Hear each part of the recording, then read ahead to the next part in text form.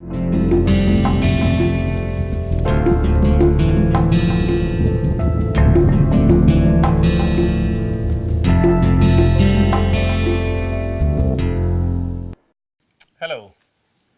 welcome to Noise Management and its Control.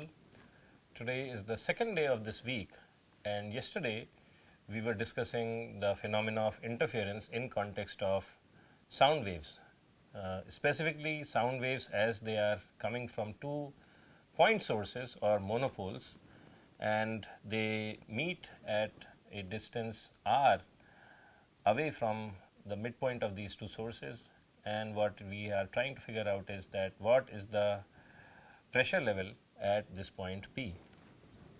So, in the last class, that is yesterday, we had developed this relation that complex pressure P as a function of r, theta and t equals j omega rho naught divided by 4 pi r times exponent e j omega t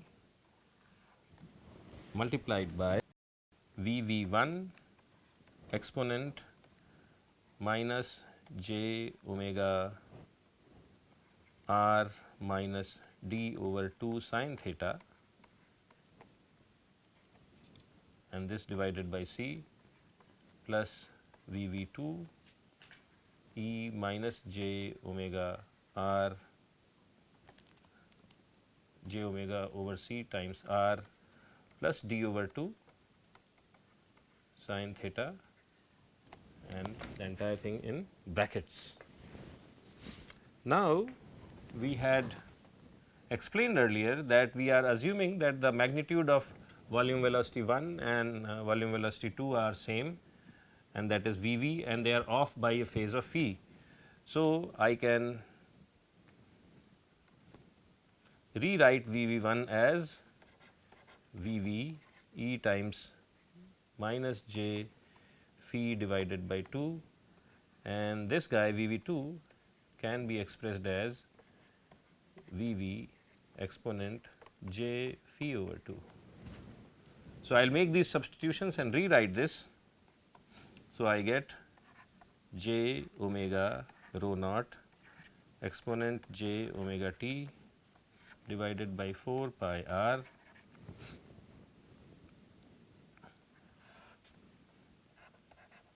v v e minus j phi over 2 times e j omega over c r minus d over 2 sin theta, and there is a negative sign here, plus magnitude of v v times its phase e j phi over 2 exponent minus j omega over c r plus d over 2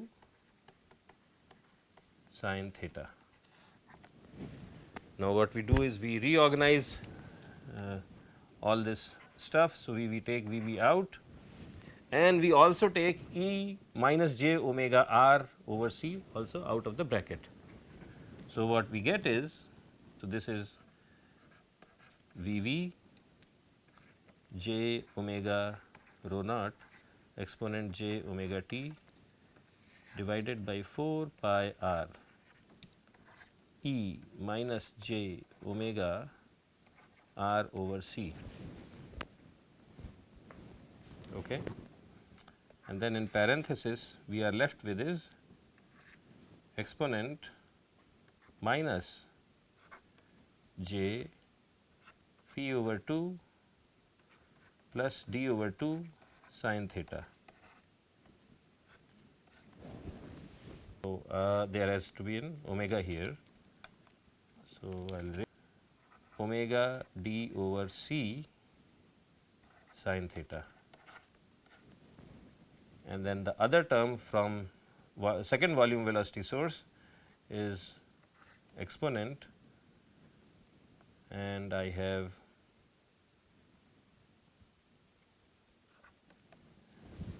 j phi over 2 there is an error here. This sign, see this sign is, there is a negative here and there is a negative here. So, it should become positive, and if I have a negative outside, then there should be a negative sign here. Okay. So, I made a mistake, and the second term is E times j times phi over 2 plus omega d over c sin theta.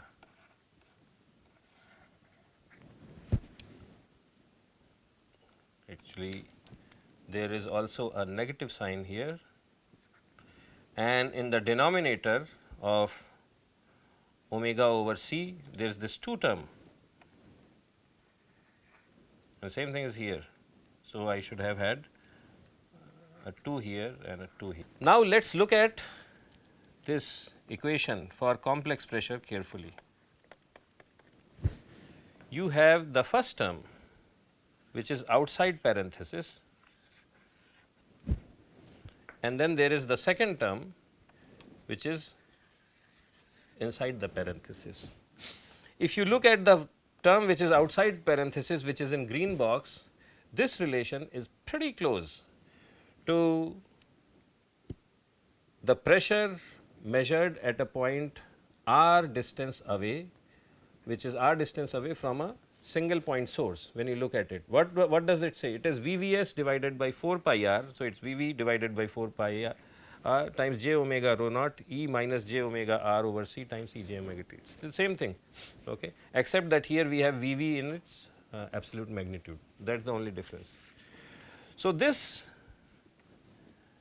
is what? It is the you can say that it is due to presence of one source at a distance r, this term. The second source, the second term which is in the parenthesis, it helps us understand the role of interference.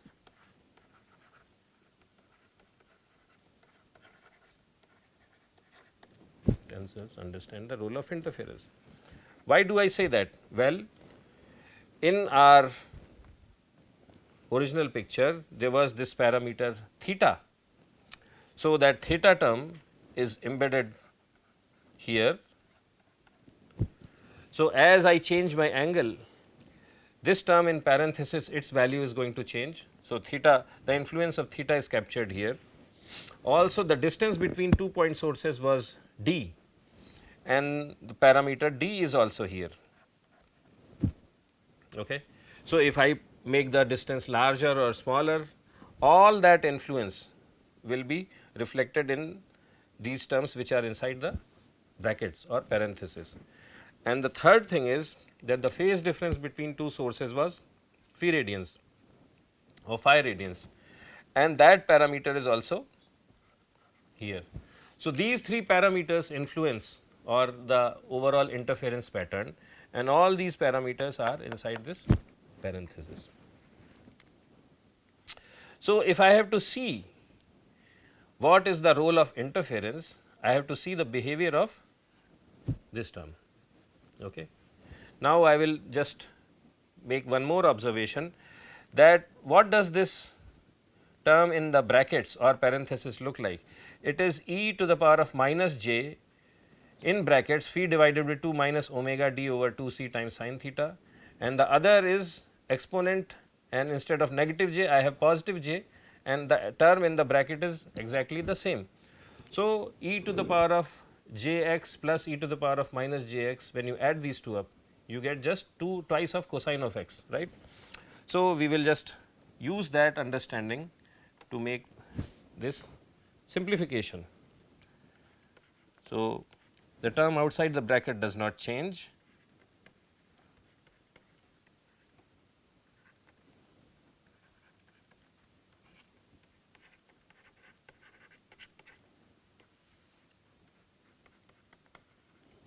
but what I get is 2 times cosine of phi divided by 2 minus omega d over 2 c sin theta. Okay. So, if I have to see the dependence of this interference pattern on parameter theta, it is this term which will help us understand it. This term is not influenced by theta or phi or any of these parameters. So, if I have to understand the phenomena of interference, I have to see how this is influencing the overall pressure pattern. So, we will do a simple example to understand how what kind of patterns we can get. Last thing that we know that, but before we start doing that, we will make one more simplification. We know that omega d over 2 c is what? Omega is 2 pi f, right. So, if you use that, so I get 2 pi f d over 2 c, and c is frequency times the wavelength. So, f over c is lambda and 2 cancels out. So, I get pi d over lambda. So, my complex pressure, the relation for complex pressure is finally for the in context of the simplifying assumptions which we had made earlier is V v times j omega rho naught exponent j omega t minus r over c divided by 4 pi r, and I actually cancel out 2 from here. So, I get 2 pi r cosine phi divided by 2 minus pi d over lambda sin theta. So, now what we are going to do is we are going to develop a polar plot for this term which is in red. So, to develop a polar plot, first we will find out the values of cosine of phi over 2 minus pi d over lambda sin theta for different values of theta. Okay. And to do that, we have to know phi and we have to know d and lambda. So, we assume as a special case. So, what do we assume? We assume that the phase difference between the two sources is 90 degrees. So, phi equals pi over 2 radians. How do I get that? I can have a speaker which is vibrating at a particular frequency, and I delay the signal to another identical speaker by pi over 2 radians, and it will produce this kind of a wave. The second thing is I assume that d over lambda is 1 by 4. What does this mean? That the distance between the two sources is and the ratio of this distance with respect to lambda is 1 over 4. So, whatever wavelength I am emitting, I make sure that the distance between the two sources is 1/4 the wavelength. So, that is there. So, with these assumptions, let us calculate the value of cosine phi over 2 minus pi d over lambda. So, what do I have to calculate? I have to calculate cosine of phi over 2. So, that is pi over 4 radians minus pi d over lambda, and d over lambda is 1 by 4. So, this becomes pi over 4 sine of theta. So, for different values of theta, we will calculate this parameter. So, let us say theta, and in the second column we will calculate cosine of pi over 4 minus pi over 4 sin theta. So, let us assume theta to be 0 degrees. So, when theta is 0, this term is 0, cosine pi over 4 is 1 over root 2. Let us assume theta to be, so we clock 90 degrees each time. So, it is pi over 2 radians. If it is pi over 2, then sin theta is 1. So, that is pi minus 4, pi by 4 minus pi by 4 is 0, cosine of 0 is 1. Then we say that we move another 90 degrees and we have theta equals pi. When theta is equal to pi, then sin theta is again 0, cosine pi over 4 is 1 over root 2. And finally, we move to a situation where theta equals 270 degrees or 3 pi over 2 radians. So, for 3 pi over 2 radians, what is sine of 3 pi over 2? It is negative 1. So, minus 1 times minus pi by 4. So, it is pi by 4 plus pi by 4 is 90 degrees. So, this is 3 pi over 2 and this is 0. So, with this information we make a plot, polar plot. So, what do you have on a polar plot? You have a reference axis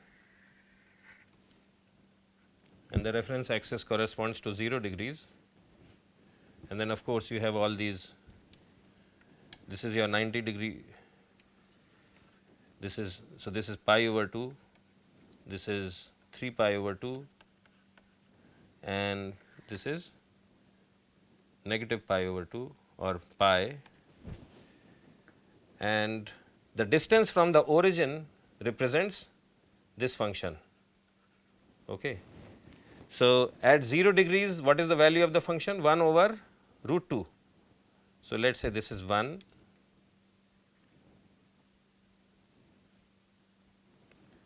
So, root 2 is 1 over root 2 is 0.707. So, let us say it is this point. At pi over 2 it is 1, at pi it is 1 over root 2 again, and at 3 pi over 2 it is 0 degrees. Okay. So, we will make a function which connects these points, and let us see if I do it correct the first time.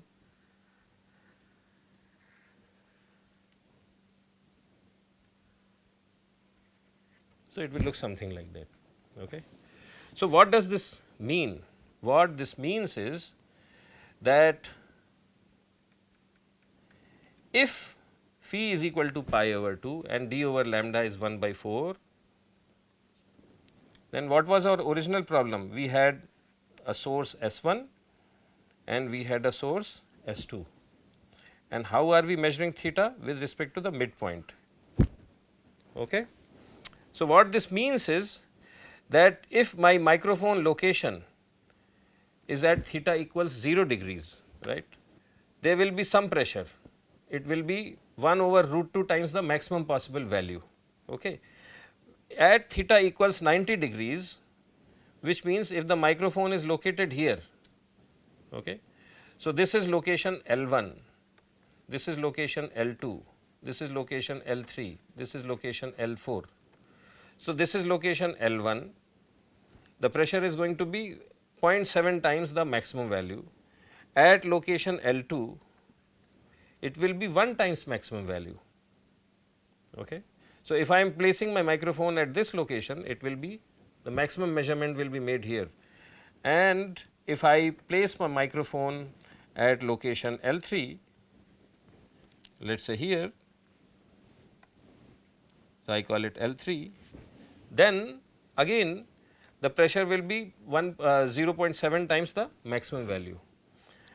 But if I place the microphone somewhere on the negative 90 degree line, let us say here L4, then the contribution of the sources S1 and S2, they are going to cancel out and microphone will not sense any sound. So, this is how my pressure is changing as I am changing the value of theta, keeping the value of R fixed, keeping the value of R fixed. So, this gives you some idea that if there are two sources and there are no reflections happening outside, okay, then these two sources, how we can calculate the overall contribution of both the sources at a distance R and at a value of theta. And the overall procedure is pretty straightforward. So, if you have 3 sources, 4 sources, whatever number of sources you have, you can use the same mathematics to compute the overall sound pressure level at the point of interest. And what we have done today is we had made some simplifying assumptions that volume velocities of sources are same and the phase is phi. We do not necessarily have to make those simplifying assumptions. We made those assumptions so that in context of teaching this concept, things become simpler and more clear. But as you go back, and if you have in your field of specialization some problems where these assumptions are not necessarily true, you do not have to make these assumptions, and you can still get good answers by using the same mathematical principles which I have discussed. So, that concludes our discussion for today. Starting tomorrow, we will start talking about different noise measurement technologies and how do we make good noise related measurement. So, that is what we are going to start we are going to start with, and till then have a great day, and I look forward to seeing you tomorrow. Bye.